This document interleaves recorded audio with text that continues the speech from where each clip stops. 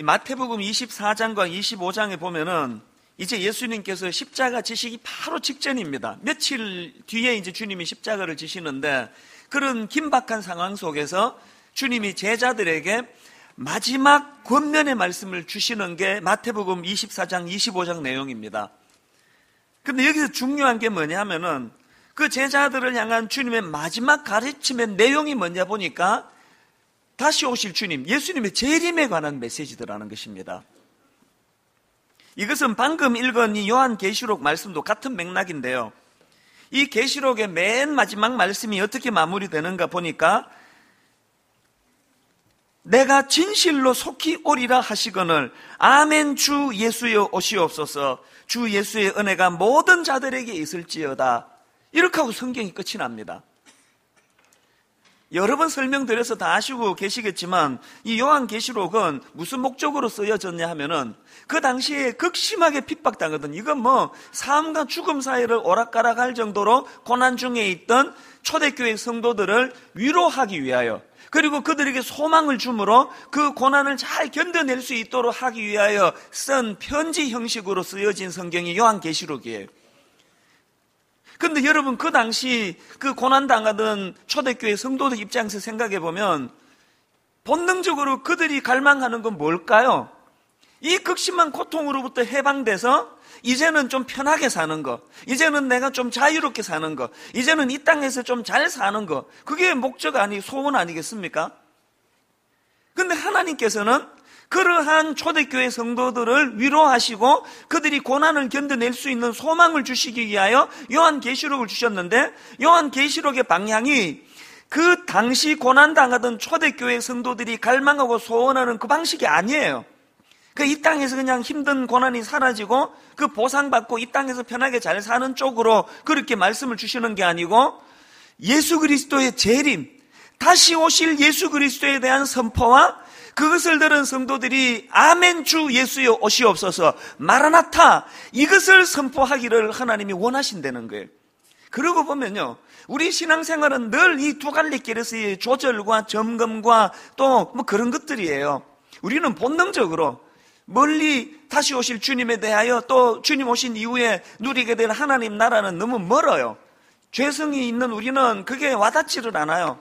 그저 예수 믿고 이 땅에서 당장 오늘 떡 하나 더 생기고 빵 하나 더 생기고 고난은 사라지고, 이런 쪽으로 우리가 흘러가는데, 하나님께서는 끊임없이 우리에게 말씀하시는 것은 그런 근시안적이고 좁은 눈을 가지고 이 땅만 들여다보고 살지 말고 눈을 넓혀라, 멀리 바라보거라. 그래서 성경이 제시하는, 계시록이 제시하는 대안은 새하늘과 새 땅이에요. 이 새하늘과 새 땅으로 들어가는 관문에 예수 그리스도의 십자가가 있고, 그 주님의 십자가로 구원받은 우리는 다시 오실 예수 그리스도, 완성된 하나님 나라를 갈망하고 꿈꾸며 그렇게 살아야 한다. 이게 하나님이 우리에게 주시는 메시지예요. 저는 지난 몇 주 동안에 이런 맥락에서 이 계시록 22장 20절 21절 말씀을 묵상하면서, 사실 저는 설교자로서 또 목사로서 반성을 좀 많이 했습니다. 어쩔 수 없이 목회라는 것이 눈에 보이는 성도들을 보면서 하는 게 목회다 보니까, 당장의 성도들이 너무 어려워하니까, 힘들어하니까, 아파하니까 자꾸 이제 그것에 대해서 위로하고 격려하고 그들을 품어야 되는 이런 마음이 많다가 보니까, 본의 아니게 자꾸 이 설교가 이 땅에서 어떻게 하면 회복이 되느냐, 이 땅에서 어떻게 하면 위로를 받느냐, 이 제 설교가 이쪽으로 치우쳐 있는 건 아닌가, 그런 반성하는 시간을 많이 가졌습니다. 육신은 입고 살아가니까 어쩔 수 없이 이 땅에서의 필요와 이 땅에서의 병들고 아프고 상하고 눈물 흘리는 그 문제가 회복되고자 하는 마음도 당연히 필요하지만, 그것만 머무는 게 아니라는 거예요. 그래서 오늘 우리가 이런 관점으로 우리 자신들을 돌아봐야 되는데요. 자, 근데 여러분, 제가 이 주님의 재림과 관계돼서 주님이 우리에게 주시는 메시지들을 쭉 정리를 해보니까, 다시 오실 예수님에 대한 예고와 관련해서 주님이 주시는 메시지는 딱 두 갈래예요. 하나는 뭐냐 하면은 속히 오시겠다는 거예요. 내가 속히 오시겠다. 그 다음에 또 하나는 뭐냐, 도적같이 오시겠다는 거예요. 언제 올지를 예고하지 않겠다는 거예요. 데살로니가 전서 5장 1절 2절에도 보니까, 형제들아 때와 시기에 관하여는 너희에게 쓸 것이 없음은 주의 날이 밤에 도둑같이 이럴 줄을 너희 자신이 자세히 알기 때문이라. 그래서 제가 이런 생각을 해봤습니다. 왜 주님은 재림하시는데 이 두 가지 방식을 취하시는가? 사실 주님이 그 속히 오시겠다, 이 굉장히 상황의 긴박성을 우리에게 말씀하시지만, 우리가 지나놓고 보니까 사실 막 주님이 말씀하신 것 같은 그런 긴박성하고는 좀 거리가 있잖아요. 막 속히 오시는 건 아니잖아요. 물론 신학적으로 여러 가지 그 해석이 가능하지만, 우리가 인간적으로 생각할 때 그렇게 막 긴박하게 다급하게 그렇게 오신 게 아님에도 불구하고 왜 우리에게 속히 오시겠다는 걸 강조하실까? 그리고 왜 그걸 예고하지 않고 도둑같이 오시겠다고 말씀하시는 걸까? 이 두 가지를 제가 종합해 보니까 주님의 마음이 느껴져요. 그게 뭐냐? 너희들이 이 땅을 살아가는 동안에 푹 퍼져 살지 말고 긴장감을 가지고 긴박감을 가지고, 그리고 또 언제 오실지 모르는 그 주님에 대하여 항상 그분을 생각하고 그분을 묵상하며 사는 삶을 살아야 한다. 그 메시지가 담겨져 있는 거예요. 이런 관점으로 보면 오늘 우리의 신앙은 병든 게 확실합니다. 지금 우리는 그 긴박성이 없어요. 그리고 우리 마음에 오실 주님에 대한 절박한 마음이 슬글슬금 다 사라지고 없는 거 아닙니까? 모든 영적인 변질은 여기서부터 시작이 된다고 저는 그렇게 생각을 합니다. 그래서 이제 저는 오늘 무엇보다도 우리가 이 마르나타 정신, 주님이 다시 오시겠다고, 그리고 오실 그 주님에 대하여 주 예수여 오시옵소서 그렇게 화답하며 살라고 말씀하신 그 주님의 말씀을 우리가 생각하면서 우리 안에 있는 이 영적인 긴박성, 그리고 또 종말론적인 긴장감, 자, 이런 것들을 회복하게 되기를 바랍니다. 이런 맥락에서 저는 오늘 이 마라나타 정신과 관련해서 우리가 회복해야 될 한 두 가지 정도를 좀 나누고 싶은데요. 자, 첫째로 여러분, 이 신앙생활이란 것은요, 깨어 예수님을 기다리며 사는 삶이에요. 이걸 저는 다른 말로 그 초점이 있는 인생이다, 그렇게 제가 생각을 해보았습니다. 마태복음 24장 42절에서 예수님 이런 말씀을 주십니다. 그러므로 깨어 있으라. 어느 날에 너희 주가 임할는지 너희가 알지 못함이니라. 신앙생활하는 우리가 집중해야 될 대상은 예수 그리스도예요. 다시 오실 예수 그리스도, 그분에게 우리 초점이 맞추어져야 됩니다. 이 초점이 있는 인생이 어떤 인생인가는 우리 동계올림픽을 통해 지금 잘 보고 있습니다. 이상화 선수가 이번에 처음으로 우리에게 금메달을 안겨줘서 막 소리를 지르고 그렇게 환호하며 기뻐했는데요, 제가 이 선수를 가만히 들여다보니까 신앙인의 모습이 어떠해야 되는지를 이 선수에게서 저는 좀 느끼는 거예요. 이상화 선수가 지난 4년 동안 오직 한 가지 초점, 소치 올림픽에서 금메달을 따는 그 모습만 상상하고 산 거예요. 그래가지고요, 뭐 여성으로 뭐 화장하고 뭐 이런 데 왜 관심이 없겠습니까? 그 나이에. 안 하는 거예요. 그리고 그 어느 텔레비전에 보니까요, 이 이상환 선수 허벅지가요, 제가 막 그 가수 아이유 허리를 막 재면서 하는 걸 봤는데요, 이상환 선수의 허벅지 굵기가 가수 아이유 허리 굵기하고 같대요. 이 허벅지 근육을 키워야 이제 이 스케이트를 잘 타기 때문에 타이어를 뒤에 달고 자전거를 타고 산악을 달리고 여러 가지를 했더라고요. 그래서 제가 그걸 보면서 또 그 인터뷰하는 걸 보면서 이상화 선수에게 초점은 하나예요. 내가 길 가다가 사람들에게 허벅지가 어찌되게 굵지, 여자가? 저 여자는 화장도 안 하지? 이런 데 관심이 없고 오직 소치 올림픽에서 내가 주인공이 되겠다, 그 초점이 있으니까 이 나머지 모든 것들에 대해서 하찮게 느껴지는 거예요. 지금 하지 정맥으로 지금 수술해야 되는데 수술도 뒤로 다 미루잖아요. 왜? 초점이 있으니까. 모든 걸 이 시합 이후로.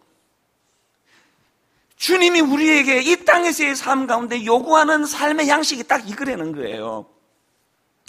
좀 비슷한 케이스를 하나 알고 있는데, 그 우리나라 프로야구 선수 중에 이병규 선수라고 있습니다. 야구 좋아하는 분은 다 아실 거예요. 이 선수는요, 지금 나이가 40살이에요. 우리나라 나이로 40이면요, 이게 만인지 우리나라 나이인지는 모르겠지만, 이게 야구 선수로는 이 환갑이 지난 나이라고 그렇게 이야기를 합니다. 그런데 이렇게 나이 많은 이병규 선수가 작년에 골든 글러브 시상식에서 이 지명 타자 부분 골든 글러브를 수상했습니다.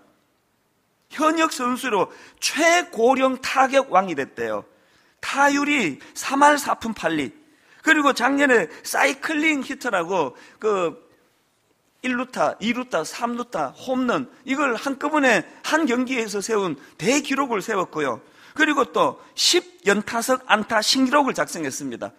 지금 야구 모르는 여자분들은 저게 뭔 소리야 그러겠지만 야구 되게 잘했다 그 얘기예요. 여러분 39살 된 이 고령의 선수가 이런 엄청난 기록을 작년에 세웠는데요.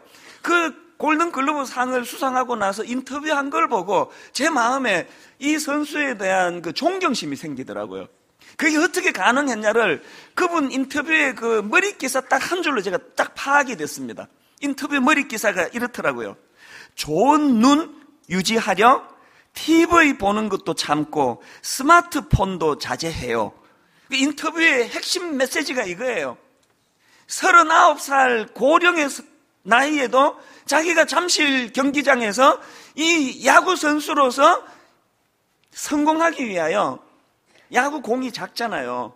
그러니까 이게 눈이 흐릿흐릿하면 이걸 치는 게 어려우니까 텔레비도 안 보고 스마트폰도 요새 이거 안 하고 어떻게 사느냐 그러지만 살 수 있어요. 꿈이 있으면 살 수 있습니다. 절제예요. 담배도 안 핀대요. 콜라도 안 마신대요. 오직 하나.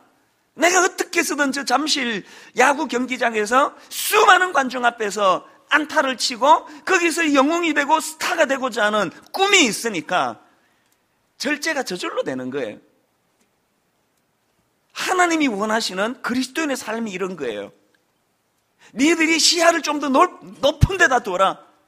그저 지금 당하는 이 고통을 어떻게 하면 이겨내나, 어떻게 하면 목회 잘한다는 소리나 듣고 사람에게 칭찬이나 듣고 그렇게 살려고 하면 피곤하기 짝이 없는 세상인데 초점을 더 높은 데다 둬라. 하나님 나라, 새하늘과 새 땅. 우리의 시야가 넓어질 때 이 땅에서 좀 억울한 일 당하고 모함 당하고 고난 당하고 사업에 실패하고 아픈 일을 당하고 이런 것들에 대하여 초월할 수 있는 힘이 생긴다는 거예요. 그래서 고난 당하던 당시 초대교회 성도들에게 하나님이 대안으로 주시는 대안은 지금의 고통을 해방함 받고 이 땅에서 잘 먹고 잘 사는 그 무엇이 아니라 요한계시록의 맨 마지막 결론이 뭐라 그랬습니까? 내가 다시 오겠다. 내가 속히 오겠다. 거기에 마르나타 아멘 주 예수여 오시옵소서 이렇게 화답하는 모습으로 요한계시록이 마무리가 된다는 거예요. 제가 그 누가복음 2장을 묵상하다가 아주 참 흥미로운 걸 하나 발견했는데요. 아시지만 이 누가복음 2장은요, 이 땅에 오신 예수 그리스도, 아기 예수로 오신 초림 예수 그리스도가 오시는 과정을 기록해 놓은 게 누가복음 2장이에요. 이게 얼마나 긴장된 순간입니까? 그리고 또 이게 얼마나 중요한 순간입니까? 그런데 그 중요한 누가복음 2장에 예수 그리스도가 오시는 그 과정에 뜬금없이 듣지도 보지도 못한 무명의 두 사람이 등장을 해요. 시몬이라는 남자가 등장하고 안나라고 하는 여자가 등장해요. 자, 누가복음 2장 25절입니다. 예루살렘에 시몬이라는 사람이 있으니 이 사람은 의롭고 경건하여 이스라엘의 위로를 기다리는 자라 성령이 그 위에 계시더라. 또 누가복음 2장 36절 37절 또 아셀 지파 바누엘의 딸 안나라 하는 선지자가 있어 나이가 매우 많았더라. 그가 결혼한 후 7해 동안 남편과 함께 살다가 과부가 되고 84세가 되었더라. 이 사람이 성전을 떠나지 아니하고 주야로 금식하며 기도함으로 숨기더니. 자, 여러분 한번 생각을 해보세요. 지금 여러분이 소치 올림픽에 지금 리포터로 뽑혔어요. 그래서 모 방송국에서 지금 이제 그 현장을 중계하는 거예요. 그러면 여러분 리포터가 누구를 조명해야 됩니까? 금메달 딴 이상화선 주인공에게 맞춰야 되는 거 아닙니까? 그런데 듣지도 보지도 못한 남루한 어떤 관중에게 초점을 맞추면 이게 이상한 거 아니냐고요. 누가복음 2장이 그런 상황이에요. 제가 다 읽기가 귀찮아가지고 생략하고 읽어서 그렇죠. 꽤 많은 내용을 지금 이 무명의 두 사람에게 집중하고 있다는 거예요. 뭘 말할까요? 그 중에 안나는요, 결혼하고 남편하고 잘 살다가 몇 년 지나가지고 7년 만에 남편이 죽어버렸어요. 그리고는 그 이후로 고독하고 외로운 84세가 될 때까지 그렇게 쓸쓸하게 살아가고 있는 여인이에요. 누가 이런 여자를 주목합니까? 그런데 오늘날 성경은요, 예수 그리스도가 이 땅에 나시는 그 과정을 묘사하는 누가복음 2장에서 이렇게 초라하고 누구도 본받고 싶지도 않고 따르고 싶지 않고 저런 인생을 살고 싶지 않는 무명의 안나라는 여자, 무명의 시몬이라는 여자에 대하여 그에게 스포트라이트를 비추는 하나님의 의도가 뭐냐고요. 신앙이라는 것은 금메달 따고 유명해지고 대형교회 목사 되고 이름 오르락내리락하고 하는 그런 형태로 나타나는 것이 아니고, 사람들은 알아줄지 모르지만 초점이 있는 인생, 그 절망적인 자기 삶 속에서도 오래 오실 메시아 예수 그리스도를 기다리는 그 기다림의 삶을 사는 그 인생이 성공한 인생이다. 그걸 말하고 싶은 거예요. 오늘 우리의 삶이 여기에서 너무 많이 멀어져 있는 거 아닙니까? 어떻게 하면은 예수님 이름으로 이 땅에서 한번 잘 살아볼까? 부자 돼볼까? 유명해져 볼까? 오늘 우리에게 초점이 흐려지고 있는 거 아닙니까? 어느 칼럼에 보니까 그 필립 얀시의 책을 인용해가지고 이제 이런 글을 썼더라고요. 그 책에 보니까 이제 그 어느 수도원에 이제 여행객이 방문을 했는데 그 수도승하고 그 방문객하고 나눈 대화를 이제 그 책에다가 다루고 있다는 거예요. 수도원을 방문한 여행객에게 수도승이 이렇게 말을 했습니다. 머무시는 동안에 무엇이든지 필요한 것이 있으면 말씀해 주십시오. 그것 없이 사는 법을 가르쳐 드리겠습니다. 이게 참 묘한 이야기 아닙니까?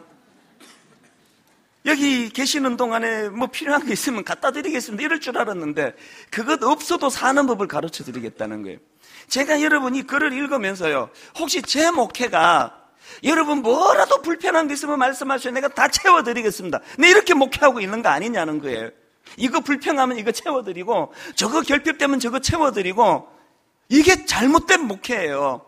오늘 우리가 이 땅을 살아가면서 그 이상화 선수처럼 또 이병규 선수처럼 당장 이게 결핍하고 저게 부족하고 이런저런 아쉬움을 갖고 살아가지만 그에게 꿈이 있기 때문에 소치 올림픽에서 잠실 야구장에서 내가 언젠가 영광을 누리게 될 그날을 갈망하며 이것들을 절제해내는 이 삶을, 이 훈련을 하며 살기를 하나님이 원하시는데 목사가 다 해결해줘 버리는 거예요. 불편한 거 하나도 없도록. 자녀 교육도 마찬가지 아닙니까? 꿈이 없는 인생. 저는 오늘 분당 우리 교회 모든 성도님들이 깊이 이 부분을 좀 고뇌해야 하는 시간을 가지면 좋겠습니다. 솔직히 말씀드려서 이제 밥 먹고 살만 하셨잖아요. 여기 누가 밥을 굶는 사람 많지 않을 거 아닙니까? 이제 그 정도 먹고 살만 했으면 이제 그만하시죠. 이제 좀 그만하시고 안달복달 하나라도 더 그냥 집착하고 그냥 가지려고 애쓰고 이제 그런 삶이 아니고, 이제 우리 시야가 좀 멀리 넓어지고 이제 좀 여유가 있어졌으면 내 인생을 전체적으로 조망해보는 그런 자리로 좀 옮겨가야 될 거 아닙니까? 뭐 제가 누구에게 이런 권면하기 이전에요, 제가 어떨 때는 하루에도 몇 번씩 저에게 하는 권면이 그거예요. 이런 독백을 막 혼자서 해요. 이 목사 접니다. 네가 여기서 더 욕심내면 너는 인간도 아니야. 그러니까 제가 저를 꾸짖는 이야기예요. 뭐가 그렇게 자꾸 사람들에게 알려주고 싶어 안달복달하고, 그 언론에 나오고 싶어 그렇게 안달복달하고, 더 큰 교회 만들려고 그렇게 안달복달하고, 너 존재를 그렇게 알리려고 안달복달하는 이런 것 좀 그만둬야 되는 거 아니냐? 그만큼 누렸으면 됐지. 여기서 네가 더 욕심내면 넌 인간도 아니야. 제가 저에게 이렇게 독백을 하고 사는 거예요. 자꾸 절제할 수 있으면 안 알려지기를, 언론이 찾아도 얼굴 안 내밀고, 사람들이 뭐 그냥 막 그냥 이렇게 떠받들어도 그냥 그런 것 너무 무관심하게 살아갈 수 있는 그 훈련이 저에게 필요한 것 같아요. 여러분에게도 필요한 것 같아요. 이 초점이 있는 인생. 그래서 우리가 안나처럼, 시므온처럼 세상에서는 초라했지만 끝끝내 이 땅에서 한번 어깨 못 펴보고 그렇게 인생이 끝난다 할지라도 우리 안에 이 소망이 있기 때문에 오늘 이 열악한 이 땅에서의 삶이 끝날 때 새하늘과 새 땅, 하나님께서 인도해 주실 다시 오실 예수 그리스도로 말미암아 누리게 될 그 영광에 대한 꿈, 소망, 그러니까 이런 것들이 우리 안에 회복되기를 바랍니다. 그런가 하면은 두 번째로 우리가 기억해야 될 이 마라나타 정신, 이것을 가지고 회복해야 될 게 뭐냐 하면은 사랑과 긍휼의 삶을 회복해야 된다는 것입니다. 예수님께서는 마태복음 24장 11절 12절에서 제자들에게 이 말세에 나타날 현상에 대해서 이렇게 말씀을 하십니다. 거짓 선지자가 많이 일어나 많은 사람을 미혹하겠으며, 지금 우리 눈으로 지금 목도하고 있는 거 아닙니까? 그 다음 보세요. 불법이 성함으로 많은 사람의 뭐가 식어집니까? 사랑이 식어지리라. 이게 오늘 우리들에게 나타나는 현상 아닙니까? 제가 언젠가 그게 잡지였는지 신문이었는지 기억이 가물가물한데요, 참 가슴 아픈 글 한 줄을 읽었습니다. 머리 기사가 이래요. 한국에 관용과 배려가 없다. OECD 꼴찌 수준, 이렇게 돼 있어요. 이게 뭘 말하는지 확 감이 오잖아요. 어느 교수님이 논문을 발표했는데 거기 보니까요, 지금 우리나라 경제 발전은 엄청나게 성장한대요. 그래서 경제 성장 동력 지표가 20위에서 지금 13위로 올랐대요. 그런데 여기에 반해가지고 이 관용사회 부분, 약자에 대한 배려, 외국인에 대한 배려, 장애인에 대한 배려, 이런 약자를 향한 이 관용 부분에 대해서는요 25위였다가 31위로 OECD 꼴찌랍니다. 꼴찌. 사나운 세상, 약자에 대하여 관용하지 않는 세상. 저는요, 이 운전하고 가다가 보면은 초보 운전 이렇게 써붙인 분들을 보면, 아이고 이제 쓸데없는 거 붙이고 있는구나. 그게 통용이 되려면 약자에 대하여, 초보 운전자들에 대하여 긍휼한 마음, 배려하는 마음이 있는 사회여야 그게 통용이 되지. 그거 써붙여봐야 비웃기나 하는 사회에서 이게 무슨 소용이에요? 뭐 요새 별의별 문구 다 나오더라고요. 뒤에다가 나도 제가 무슨 짓을 할지 몰라요, 막 이런 걸 막 써붙이면서 자기가 초보라는 걸 알리는데요, 관용이 없는 사회에서는 그거 아무 소용이 없습니다. 오히려 교통 더 위험해요. 이것들을 그냥 막 앞질러야 되겠다고 막 휙휙 앞쪽으로 막 달려들고 하기 때문에 이 관용은 잃어버린 사회. 그래서 그 종교학자 정진홍 교수가 인터뷰에서 했던 그 내용을 보니까 이런 내용이 있습니다. 요즘 세상에는 그리디 토크, 관로하고 탐욕의 언어, 그 다음에 블레임 토크, 관로하고 비난의 언어만 난무하는 것 같다. 이런 내용의 이야기를 해요. 그러면서 그분이 설명하시기를, 이 탐욕의 언어가 뭐냐 하니까, 연봉 얼마 받나? 또 이건 얼마짜리냐? 뭐 이런 개걸스러운 탐욕의 언어를 말합니다. 그분이 이렇게 설명을 해요. 그 다음에 이 비난의 언어라는 게 뭐냐? 전부 남 탓하는 거라는 거예요. 자기는 책임이 없다는 거예요. 그러면서 그분이 한 말 중에 보고 싶은 것만 보고 관계는 단절시킨다, 그런 이야기를 해요. 진짜 가슴 아픈 이야기 아닙니까? 오늘 우리 입에서 이 탐욕의 언어, 저 여자 입고 있는 저거 얼마짜리야? 그 남편은 월급 얼마 받는데? 무슨 차 타고 다닌대? 이 탐욕의 언어가 교회 안에도 흘러 들어와가지고요, 제일 가슴 아픈 게 통계 아닙니까? 통계. 교회들마다 숫자를 자꾸 부풀려요. 그래서 그런 이야기 들어보셨죠? 한국에 있는 모든 교회 그 재적을 다 합치면은 우리나라 대한민국 전체 인구보다 더 많대요. 왜 부풀릴까요? 탐욕의 언어가 들어왔어요. 그 목사님의 영성이 어떠냐, 그 목사님 하나님 앞에 얼마나 진실하냐, 이런 것보다 더 중요한 게 그 몇 명 모인데? 그 교회가 어느 정도 규모가 크대? 이 탐욕의 언어 아닙니까? 그리고 교회 안에 스며든 이 비난의 언어.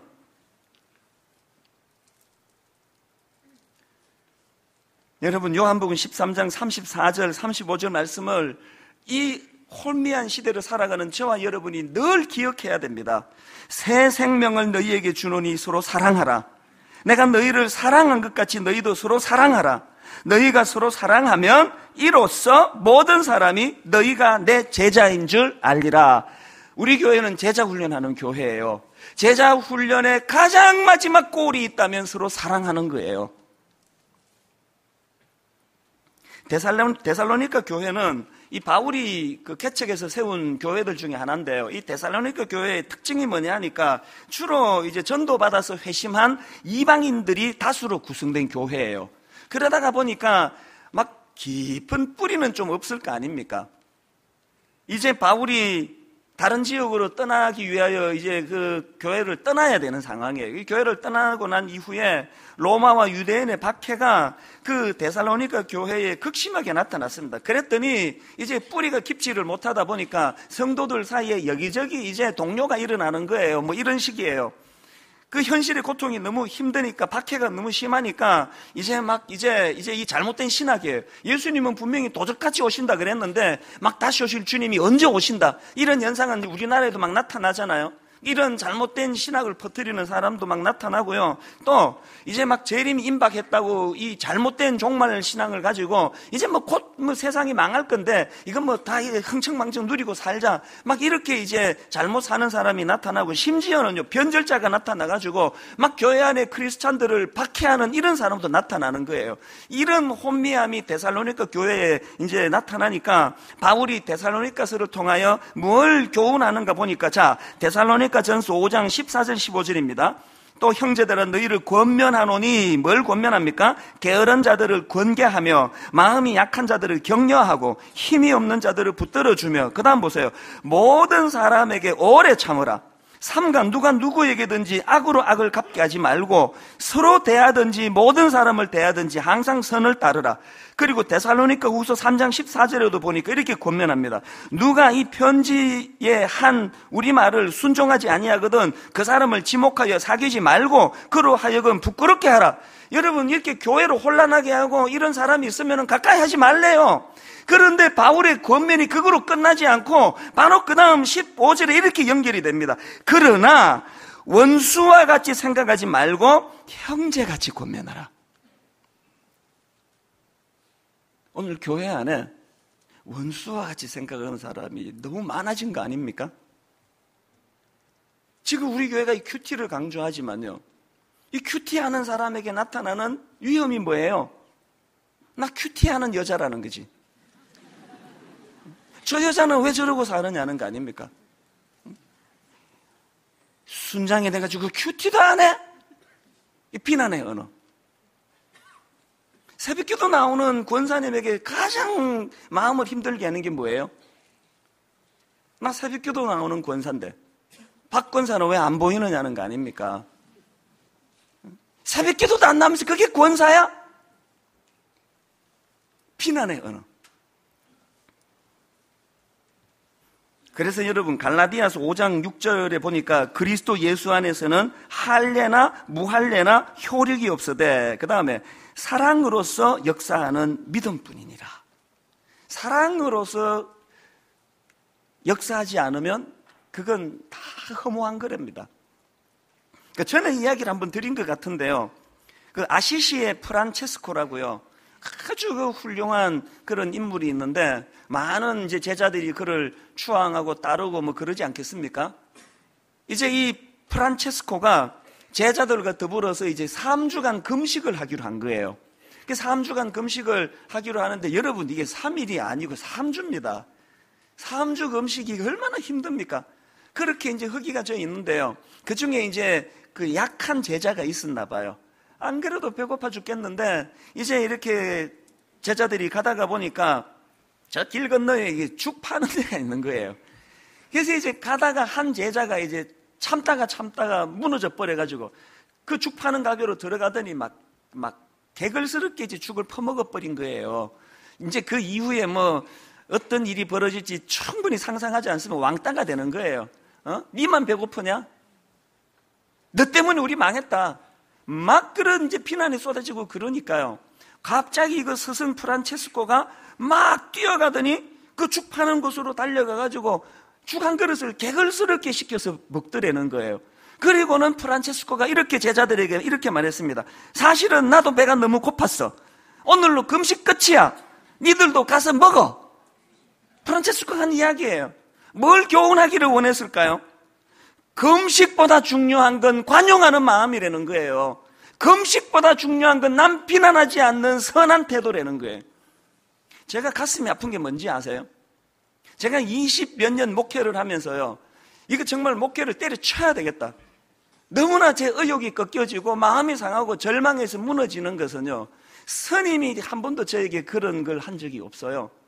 신부님이 저를 근거 없는 새빨간 거짓말을 해가지고 저를 수렁에 빨아들여 목회를 그만두고 싶은 충동을 느끼게 만든 적이 한 번도 없어요. 100%다 거룩한 표정으로 예배드리고 있는 이 안에서 너무나 하나님 사랑한다고 눈물로 노래하고 고백하는 그 사람에게서 상상할 수 없는 음해를 하고 거짓으로 사람을 죽이려고 달려들고, 무슨 거짓된 루머가 이렇게 교회 안에 난무할 수 있느냐는 거예요. 뭘 의미합니까? 지금 단장한 신부들, 이 말세를 기다리며 다시 오실 주님을 기다리며 그렇게 순결한 삶을 산다고 하는 그런 사람들 사이트에서 제가 마음이 무너지고 또 무너지는 게 뭐예요? 거기에 비난의 언어가 너무 많아요. 우리는 순결한 신부인데 니들은 뭐냐? 이 무슨 요한계시록 가지고 교리를 가지고 그렇게 싸우고 있느냐고요. 전천년이, 후천년이, 무천년이 그까짓 그렇게 중요한 게 아니에요. 내가 진짜 이 땅에 오실 주님을 기다린다면 내 안에 사랑이, 나랑 생각이 좀 달라도, 나랑 신학이 좀 달라도, 그가 예수 그리스도를 기다리는 마음이 그 안에 있다면 그를 관용하고 포용하는 이 마음의 회복, 이게 우리에게 필요하다는 것입니다. 제가 어느 교회에 집회를 인도하러 갔다가 참 잊혀지지 않는, 차 마시면서 두런두런 이야기인데 어느 권사님이 그 얘기를 해주셨어요. 그 교회에요, 이제 오래 전이겠죠? 이제 완전 초신자가 뭐 전도를 받았는지 자발적으로 나온지 모르겠어요. 이제 완전 초신자가 교회를 다니기 시작한 겁니다. 그 교회에 이제 등록을 하고 다니는데, 그분이 그 당시에요, 뇌경색이 2번이나 와가지고 약간의 치매 증세가 있으셨대요. 그 남자분이. 근데 이제 이 교회가 규모가 크지 않으면 참 가족같이 좋은 점이 참 많습니다. 크지 않은 교회니까요, 이제 담임 목사님이 수요 예배를 인도하다가 이제 순서에도 없는데 영감을 받으셨는지 이런 말씀을 하셨대요. 혹시 여러분 중에 특송을 하실 분 있습니까? 누구라도 자유롭게 나와서 특송을 하세요. 그랬더니 약간의 치매기가 있으신 이 어른이 나오신 거예요. 이 긴장할 거 아닙니까? 그분이 나오셔가지고 정말 난감한 노래를 부르셨어요. 이 노래를 불렀답니다. 일송정 푸른 솔은 늙어 갔어도, 이 노래를 이제 진지하게 부르고 있으니까 사람들이 얼마나 당황이 되겠습니까? 그렇게 노래가 다 끝나고 들어가시니까요, 예상과 달리 이 목사님이 그분을 막 칭찬을 해드렸대요. 야, 너무 잘하셨습니다. 은혜 많이 받았습니다. 그 정신 나간 목사님 아닙니까? 당에 소집이 됐을지도 몰라요. 근데 여러분, 그 목사님의 관용으로 말미암아 그 두 아들이 목사가 됐답니다. 제가 그 생각을 해봤어요. 나 같으면 어떻게 했을까? 아무리 생각해도 중간에 중단시켰을 것 같아요. 법이, 공의가, 날카로운 잣대가 사람을 살리지를 못합니다. 관용하는 마음. 오늘 우리 교회가 또 분당 우리 교회 모든 성도님들에게 이 관용하는 마음이 있기를 바랍니다. 한 가지 말씀만 드리고 오늘 말씀을 마무리하려고 하는데요. 제가 이제 바로 주님의 재림 설교를 준비하고 있는데 어떤 한 성도님의 소천, 장례 소식이 들려졌어요. 이분이 누군가 하면은요, 아마 아는 분 많으실 거예요. 작년 가을 특세 때 우리 마지막 날 6천 몇백 명의 성도들이 떡하고 음료수를 받아들고 축제가 벌어졌습니다. 그 일이 어떻게 가능했냐 하면은요, 특세가 진행되는데 우리 교구의 목사님이 저한테 메일이 왔습니다. 목사님, 어느 성도가 교회에 뭔가를 자꾸 공헌하고 싶어 하는데 또 헌금을 하고 싶어 하는데 어떻게 하면 좋겠습니까? 그 내용을 알아봤더니요, 그 여자분이 6년 전에 유방암을 만나가지고 수술을 했는데 불행하게도 뭘 조치를 잘못했는지 이게 재발이 됐어요. 그래서 이제 온 몸에 그 세포가, 암세포가 번져가지고 이제 이 뇌암으로 이제 전이가 된 거예요. 그래서 이제 수술을 받고 지금 항암 치료를 이제 시작해야 되는데 바로 이제 그 주부터 방사선 치료를 받아야 되는데 이게 얼마나 독한 치료인지 이제 이게 부작용이 생기면 기억력을 상실한다는 거예요.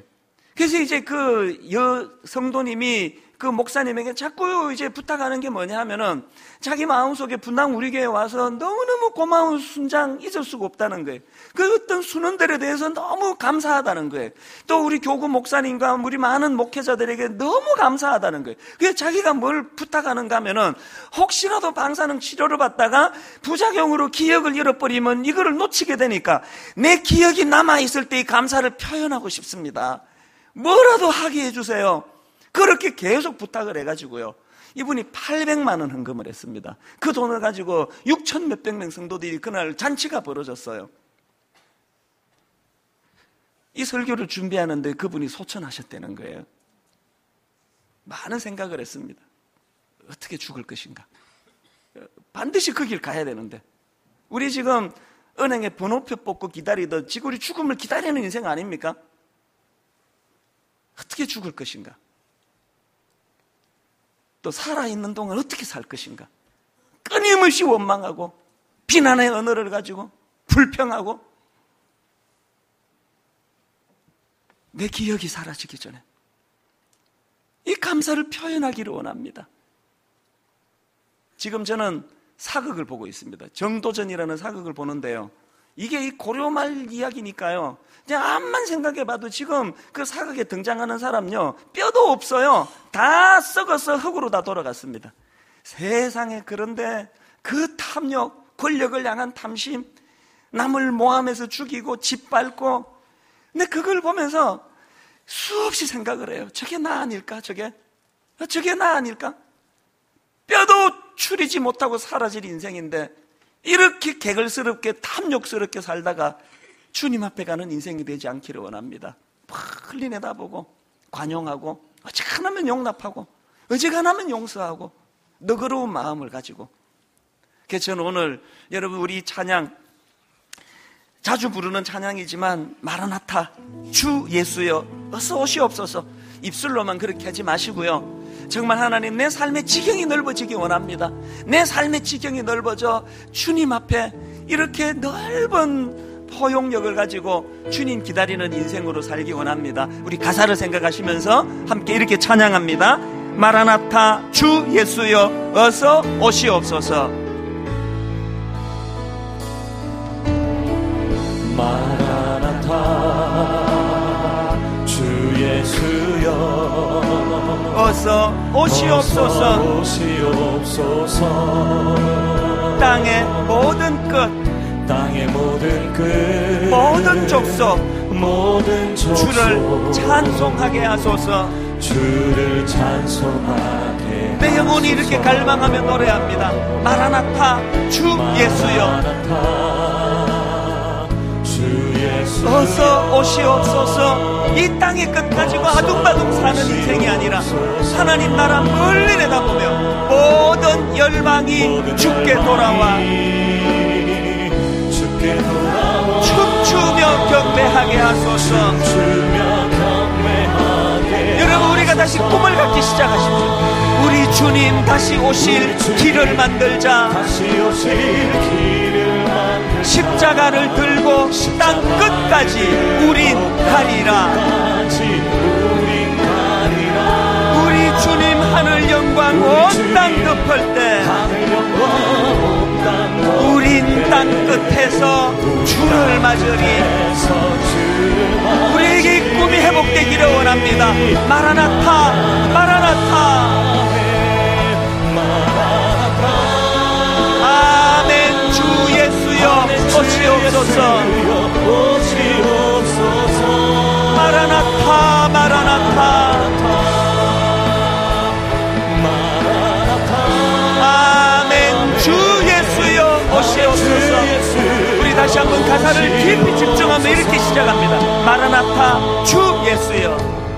마라나타 주 예수여. 어서 오시옵소서. 오시옵소서. 이 땅에 집착하는 내 탐욕을 주님 물리쳐 주시고 땅의 모든 것, 모든 족속, 모든 족속 주를 찬송하게 하소서. 주를 찬송하게. 이 땅에 나그네 인생길 받은 아픔 상처 주님 다 떨쳐버리고 마라나타 주 예수여. 주 예수여. 어서 오시옵소서. 어서 오시옵소서. 모든 열방이 주께 돌아와. 모든 열방이 여러분이 감격이 회복되기 원합니다. 춤추며 경배하게 하소서. 이 기쁨을 가지고 노래합니다. 우리 주님 다시 오실 길을 만들자. 다시 오실 길을 만들자. 땅끝 십자가를 들고 땅 끝까지 우린 가리라. 우리 주님 하늘 영광 온 땅 덮을 때 우린 땅 끝에서 주를 맞으리. 마라나타 마라나타. 아멘. 주 예수여 오시옵소서. 마라나타 마라나타. 우리의 모든 상함 주님 앞에 내드리고 아멘. 주 예수여 오시옵소서. 우리 다 자리에서 일어나셔서 마라나타 마라나타.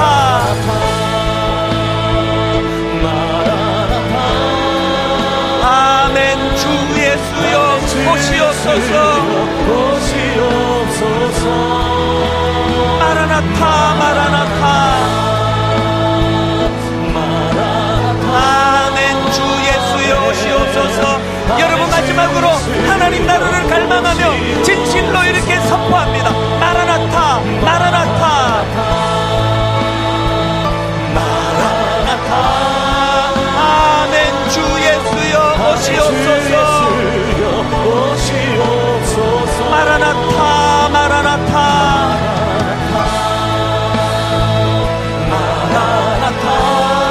아멘. 주 예수여 오시옵소서. 말씀 생각하시고 우리 한 목소리를 합치면서 같이 기도하십니다. 통성으로 기도하십니다. 살아계신 하나님 아버지, 내 삶 속에 하나님 아버지 탐욕의 언어가 있습니다. 끝까지 없는 이 땅에서의 욕심과 탐심을 내려놓게 해주옵소서. 하나님, 저 안에 비난의 언어가 있습니다. 남을 비판하고 정죄하며 아버지 나만 옳고 나만 틀렸다는 식의 이 아픈 정죄가 아버지 종의 입술에서 흘러나오지 않기를 원합니다. 하나님 아버지 남을 향하여 하나님 아버지 탐욕의 언어, 비난의 언어가 사라지고 마라나타 마라나타. 주님이 땅에서의 삶이 사라지는 날 우리가 공의자들이 가지고 주님이 얘기하신 새하늘과 새 땅의 이 소망을 가지고 예수 그리스도를 의지하며 바라보며 나아가는 저희들의 삶이 되게 하여 주시옵소서. 하나님 아버지, 우리가 주의 그리스도로 살아가야 하는 복음의 기쁨이 있습니다. 우리가 예수 안에 바라보고 의지하고 예수 그리스도를 달려가는 아버지 우리를 인도하신다는 믿음이 있습니다. 여호와 이레로 우리를 잡아주시는 책을 바라보면서 넉넉한 사랑을 감당하는 인생 되게 하여 주시옵소서. 하나님 아버지, 이 땅은 늪과 같아서 더 바둥거리면 바둥거릴수록 아버지 늪 안으로 빠져들어가는 것과 같은데 우리의 삶이 그런 삶을 살고 있지 않은지, 끊임없는 이 탐심의 탐욕의 언어, 끊임없는 비난과 정죄의 언어, 내 마음에 하나님 주신 평강은 다 빼앗겨버리고 온통 내 초점이 이 눈앞의 현실에만 초점을 맞추고 그렇게 피곤하게 살아가고 있는 우리의 인생이라면 하나님께서 오늘 요한계시록 맨 마지막에, 성경의 맨 마지막에 내가 속히 올 것이다, 아멘, 주 예수여 오시옵소서, 이것이 우리를 치유해 주는 능력인 것을 맛보며 살아가는 저희들 되게 하여 주시옵소서. 탐심의 언어가 사라지고 비난의 언어가 사라지면서 주님을 갈망하는 마라나타 아멘 주 예수여 오시옵소서. 주님을 노래하는 언어로 바뀌어지는 복된 인생 되게 하여 주시옵소서.